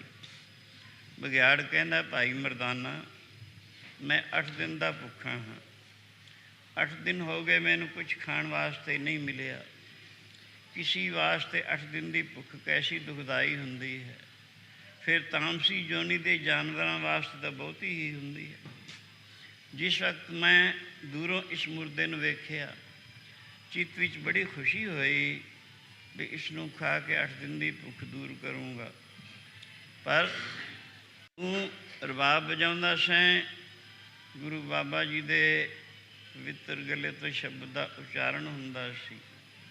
ਦੂਰੋਂ ਉਹ ਸ਼ਬਦ ਮੇਰੇ ਕੰਨ ਦੁਆਰ ਹੋ ਕੇ ਹਿਰਦੇ ਵਿੱਚ ਪਹੁੰਚਿਆ, ਮੇਰੇ ਹਿਰਦੇ ਨੂੰ ਪਵਿੱਤਰ ਕਰ ਗਿਆ, ਜਿਸ ਕਰਕੇ ਮੈਨੂੰ ਇਤਨਾ ਇਲਮ ਹੋ ਗਿਆ, ਇਤਨਾ ਗਿਆਨ ਹੋ ਗਿਆ, ਇਤਨੀ ਸਮਝ ਆ ਗਈ ਇਹ ਮੁਰਦਾ ਆਪਣੀ ਜ਼ਿੰਦਗੀ ਵਿੱਚ ਕਿਹੋ ਜਿਹਾ ਸੀ, ਨਾਸਤਿਕ ਜਾਂ ਕਿ ਆਸਤਿਕ। 2 ਕਿਸਮ ਦੇ ਲੋਕ, ਰੱਬ ਦੀ ਹਸਤੀ ਤੋਂ ਮੁਨਕਰ ਜਿਹੜੇ ਹਨ ਉਹਨਾਂ ਨੂੰ ਨਾਸਤਿਕ ਕਹਿੰਦੇ ਹਨ, ਰੱਬ ਦੀ ਹਸਤੀ 'ਤੇ ਵਿਸ਼ਵਾਸ ਰੱਖਣ ਵਾਲੇ ਉਹਨਾਂ ਨੂੰ ਆਸਤਿਕ ਕਹਿੰਦੇ ਹਨ। ਭਾਵੇਂ ਇਹ ਦੋਵੇਂ ਖਿਆਲ ਹਨ, ਖਿਆਲਾਂ ਦੇ ਅਨੁਸਾਰ ਹੀ ਇਨਸਾਨ ਦਾ ਜੀਵਨ ਹੈ, ਉਸ ਦੇ ਅਨੁਸਾਰ ਹੀ ਫਲ ਮਿਲਣਾ ਹੈ, ਉਸ ਦੇ ਅਨੁਸਾਰ ਹੀ ਸੁਖ ਜਾਂ ਦੁੱਖ ਦੀ ਪ੍ਰਾਪਤੀ ਹੁੰਦੀ ਹੈ। ਇਸ ਕਰਕੇ ਜਿਹੜੇ ਨਾਸਤਿਕ ਖਿਆਲਾਤ ਹਨ ਇਹ ਗਲਤ ਹਨ। ਰੱਬ ਹੈ ਨਹੀਂ। ਐਡੀ ਵੱਡੀ ਸ੍ਰਿਸ਼ਟੀ ਭਲਾ ਦੱਸੋ ਕਿਹਨੇ ਰਚੀ? ਆਪਣੇ ਆਪ ਹੀ ਰਚੀ ਗਈ। ਜੇ ਕੋਈ ਕਹੇ ਇਹ ਮਕਾਨ ਜਾਂ ਸ਼ਹਿਰ ਪਿੰਡ ਇਹ ਮਿਸਤਰੀਆਂ ਨੇ ਕਾਰੀਗਰਾਂ ਨੇ ਬਣਾਏ। ਕਾਰੀਗਰ ਕਿਹਨੇ ਬਣਾਏ?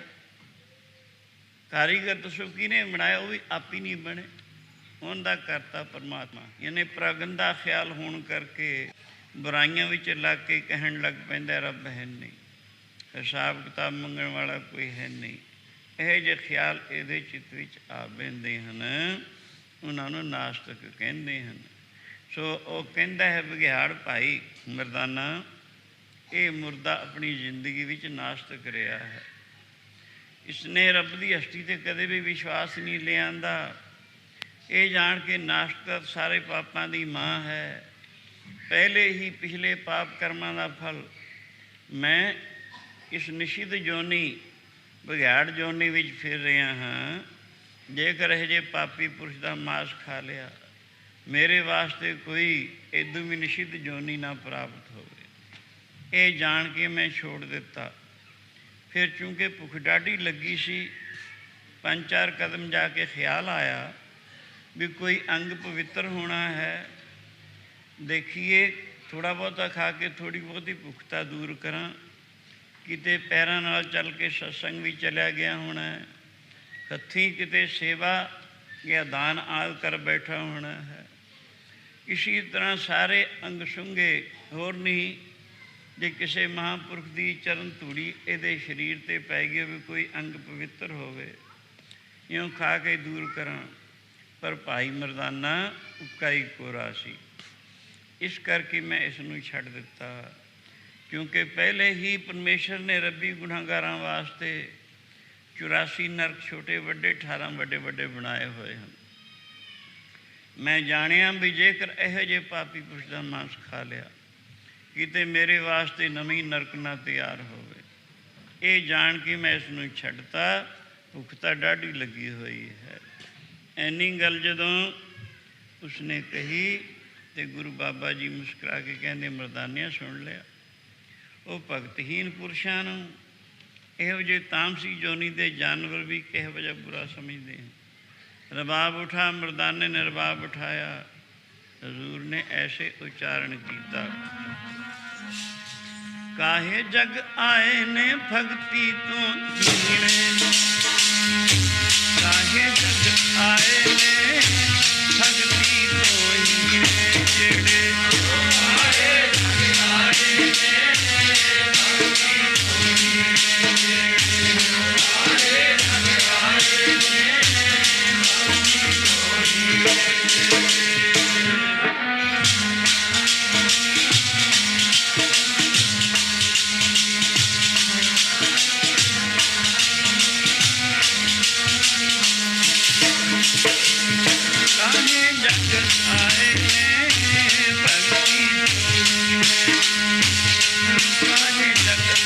ਨੇ ਭਗਤੀ ਤੋਂ ਹੀਣੇ।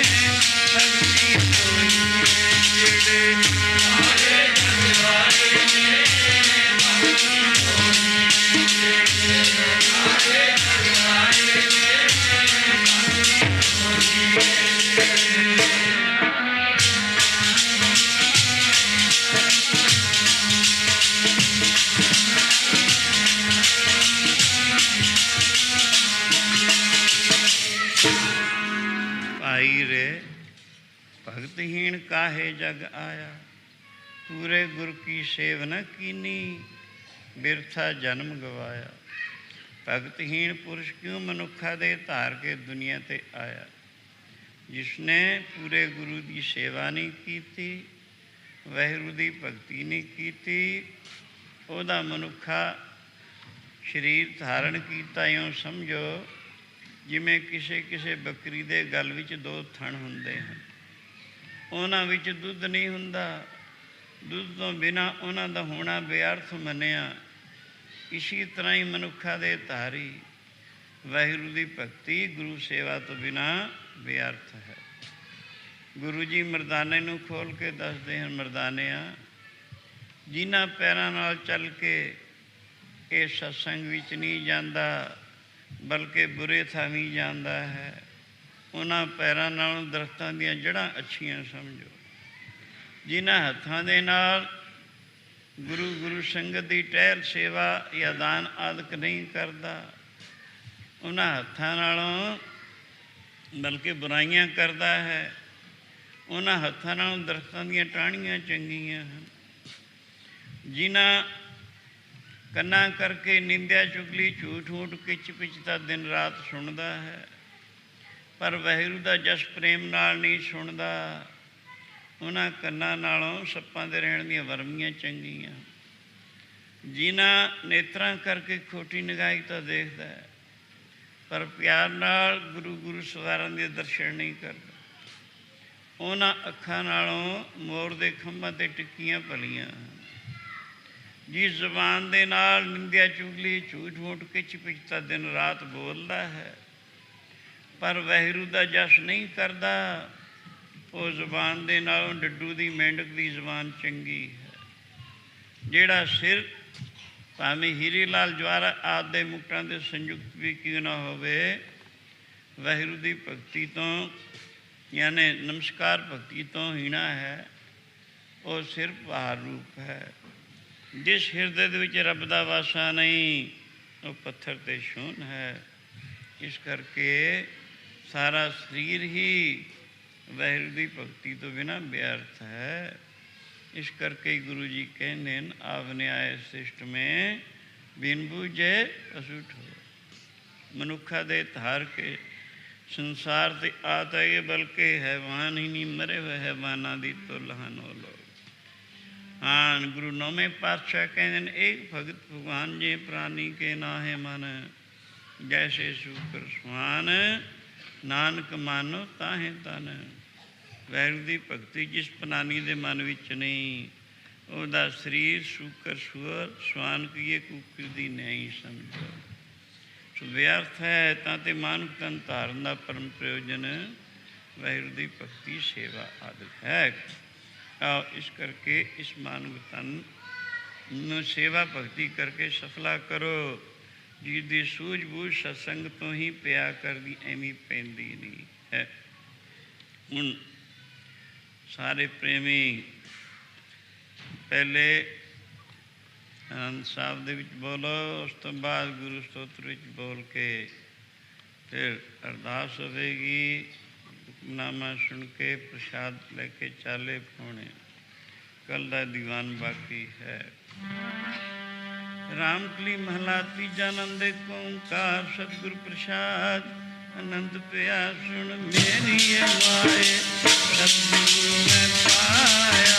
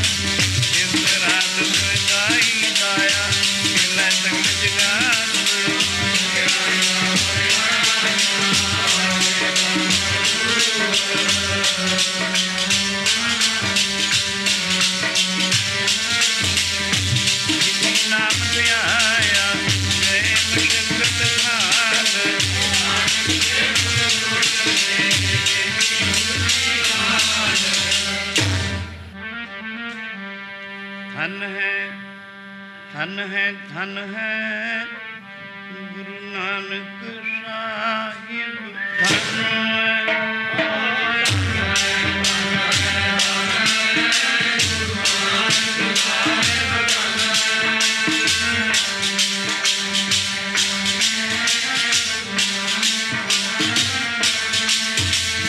धन है। धन है गुरु अंगद साहिब जी धन है।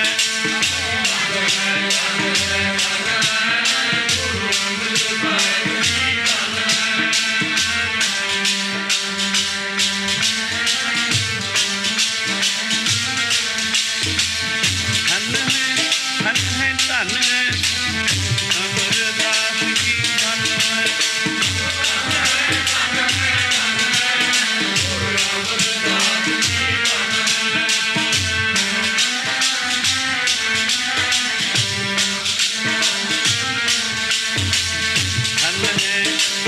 धन है रामदास जी धन है।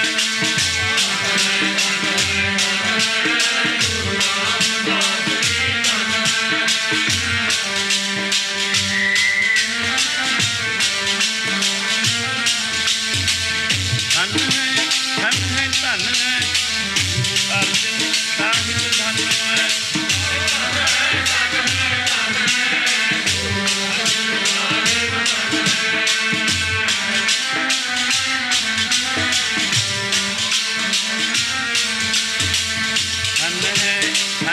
धन है हरगोबिंद साहिब धन है।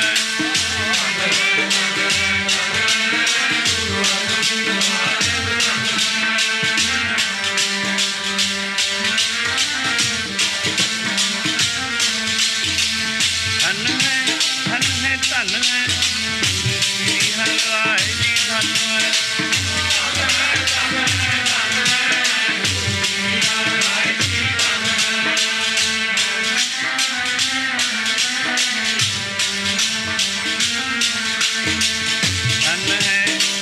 धन है श्री हरकृष्ण जी धन है।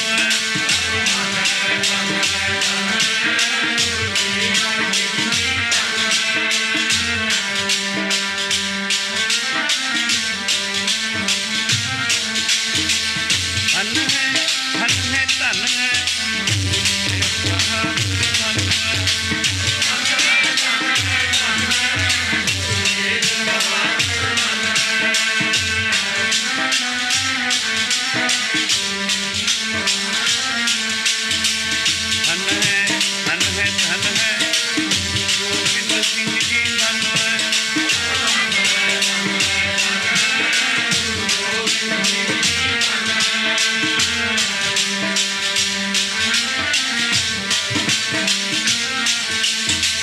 धन है साहिब जी धन है।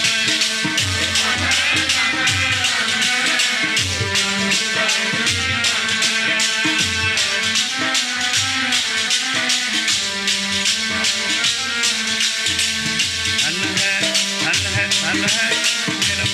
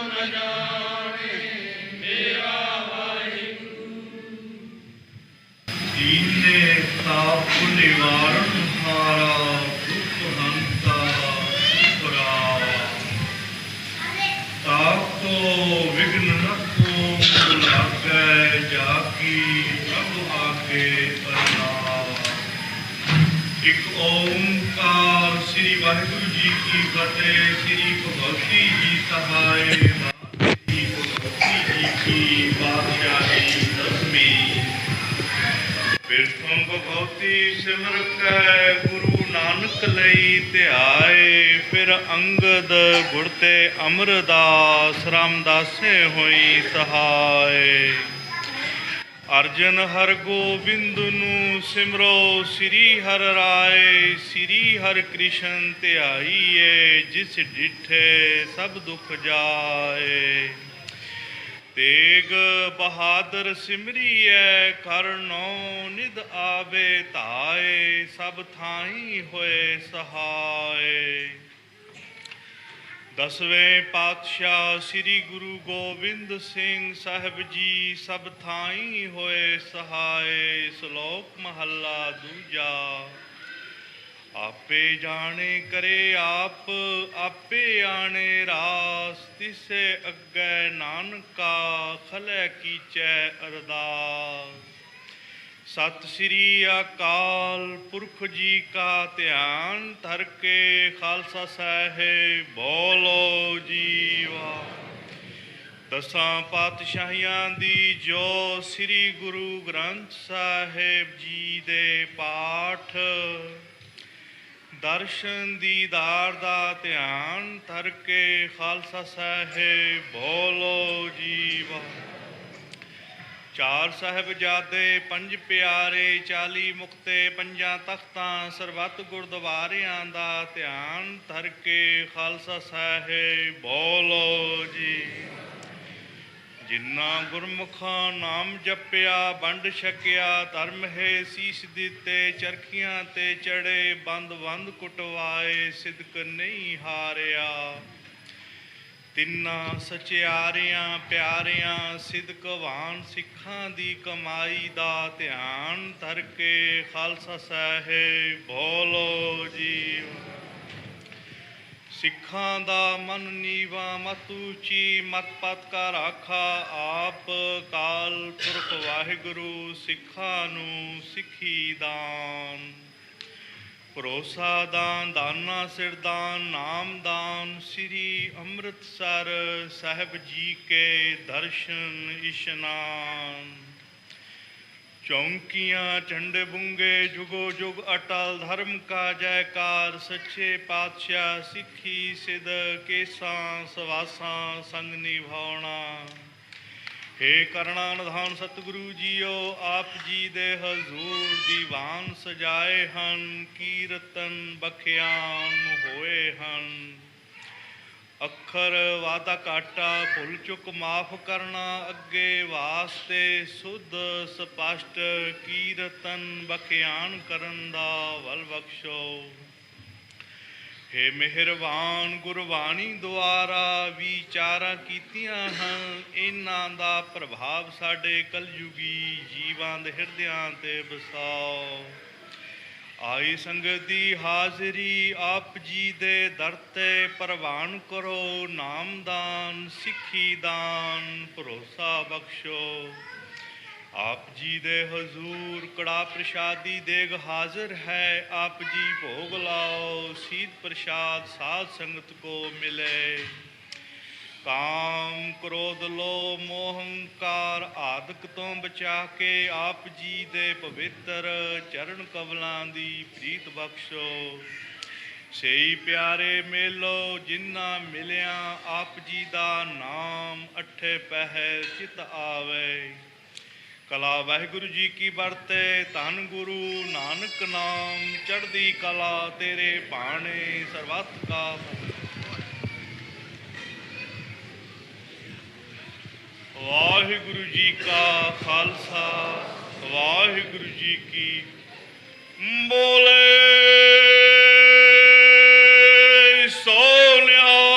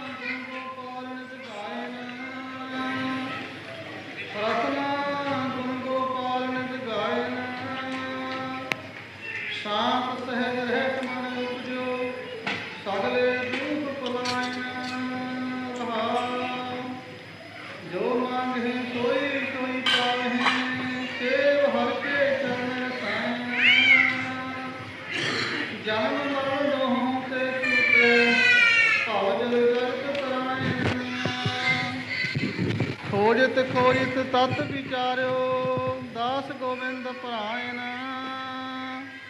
ਅਬਨਾਸੀ ਖੇਮ ਚਾਹੇ ਜੇ ਨਾਨਕ, ਸਦਾ ਸਿਮਰ ਨਾਰਾਇਣ। ਖੋਜਿਤ ਤਤ ਵਿਚਾਰਿਓ, ਦਾਸ ਗੋਬਿੰਦ ਭਰਾਇਨ। ਅਬਨਾਸੀ ਖੇਮ ਚਾਹੇ ਜੇ ਨਾਨਕ, ਸਦਾ ਸਿਮਰ ਨਾਰਾਇਣ। ਵਾਹਿਗੁਰੂ ਜੀ ਕਾ ਖਾਲਸਾ, ਵਾਹਿਗੁਰੂ ਜੀ। ਸਾਧ ਸੰਗਤ ਜੀ, ਆਪ ਜੀ ਹਜ਼ੂਰ ਦੀ ਪਾਵਨ ਰਸਾਂ ਤੋਂ ਸੁਣ ਹੀ ਚੁੱਕੇ ਹੋ ਕਿ ਇਸ ਟਾਉਣ ਦਾ ਆਖਰੀ ਦੀਵਾਨ ਕੱਲ੍ਹ ਸ਼ਾਮ ਨੂੰ ਇਸੇ ਹੀ ਟਾਈਮ ਇਸੇ ਹੀ ਥਾਂ ਲੱਗੇਗਾ। 8 ਦੀਵਾਨ ਪ੍ਰਬੰਧਕਾਂ ਨੇ ਬੇਨਤੀ ਕਰਕੇ ਮਹਾਂਪੁਰਸ਼ਾਂ ਦੇ ਕੀਮਤੀ ਸਮੇਂ 'ਚੋਂ ਲਏ ਸੀ। 7 ਦੀਵਾਨ ਸਮਾਪਤ ਹੋ ਚੁੱਕੇ ਨੇ। 8ਵਾਂ ਦੀਵਾਨ ਕੱਲ੍ਹ ਸਮੇਂ ਸਿਰ ਪੁੱਜ ਕਰਕੇ ਸਰਵਣ ਕਰੋ। ਉਸ ਤੋਂ ਅਗਲਾ ਪਰਸੋਂ ਦਾ ਦੀਵਾਨ ਇੱਕ ਕੇਵਲ 26 ਤਾਰੀਖ ਵੀਰਵਾਰ ਨੂੰ ਬੈਡਫੋਰਡ ਲੱਗੇਗਾ। ਉਪਰੰਤ 3 ਦੀਵਾਨ 27, 28, 29 ਲੂਟਨ ਦੇ ਪ੍ਰੇਮੀਆਂ ਨੇ ਬੇਨਤੀ ਕਰਕੇ ਮਹਾਂਪੁਰਸ਼ਾਂ ਦੇ ਚਰਨਾਂ ਵਿੱਚ ਲੈ ਲਏ ਨੇ। ਸੰਡੇ ਐਤਵਾਰ ਨੂੰ ਅੰਮ੍ਰਿਤ ਵੇਲੇ ਦੀ ਕੁਰਸੀ ਵੀ ਲੂਟਨ ਲੱਗੇਗੀ ਅਤੇ ਇੱਥੋਂ ਦੇ ਪ੍ਰੇਮੀ ਜੋ ਨਿੱਤਾ ਪ੍ਰਤੀ ਪੁੱਜਦੇ ਨੇ, ਰੋਜ਼ ਹੀ ਬੇਨਤੀਆਂ ਕੀਤੀਆਂ ਜਾਂਦੀਆਂ ਨੇ ਕਿ ਆਖਰੀ ਦਿਨ ਅੰਮ੍ਰਿਤ ਪ੍ਰਚਾਰ ਹੋਵੇਗਾ। ਬਹੁਤ ਸਾਰੇ ਪ੍ਰੇਮੀਆਂ ਦੇ ਨਾਂ ਆ ਚੁੱਕੇ ਨੇ। ਬਾਕੀ ਨਾਮ ਲਿਖਾਉਣ ਦੀ ਕੋਸ਼ਿਸ਼ ਕਰੋ, ਗੁਰੂ ਕੇ ਜਹਾਜ਼ੇ ਚੜ੍ਹੋ। ਕੱਲ੍ਹ ਸ਼ਾਮ ਦੇ ਦੀਵਾਨ ਵਿੱਚ ਜਗ੍ਹਾ, ਤਾਰੀਖ ਅਤੇ ਸਮਾਂ ਦੱਸਿਆ ਜਾਵੇਗਾ। ਐਤਵਾਰ ਜਾਂ ਉਦੋਂ ਪਹਿਲਾਂ ਸ਼ਨੀਵਾਰ ਨੂੰ ਮਹਾਂਪੁਰਸ਼ਾਂ ਦੇ ਪਾਸ ਪ੍ਰੇਮੀ ਬੇਨਤੀ ਕਰਕੇ ਸਮਾਂ ਪ੍ਰਵਾਨ ਕਰ ਲੈਣਗੇ ਤਾਂ ਕਿ ਛੁੱਟੀ ਵਾਲੇ ਦਿਨ ਹੀ ਤੁਹਾਨੂੰ ਗੁਰੂ ਕੇ ਜਹਾਜ਼ੇ ਚੜਾਇਆ ਜਾਵੇ। ਸਮੇਂ ਸਿਰ ਪੁੱਜ ਕੇ ਲਾਭ ਪ੍ਰਾਪਤ ਕਰੋ। ਵਾਹਿਗੁਰੂ ਜੀ ਕਾ ਖਾਲਸਾ, ਵਾਹਿਗੁਰੂ ਜੀ ਕੀ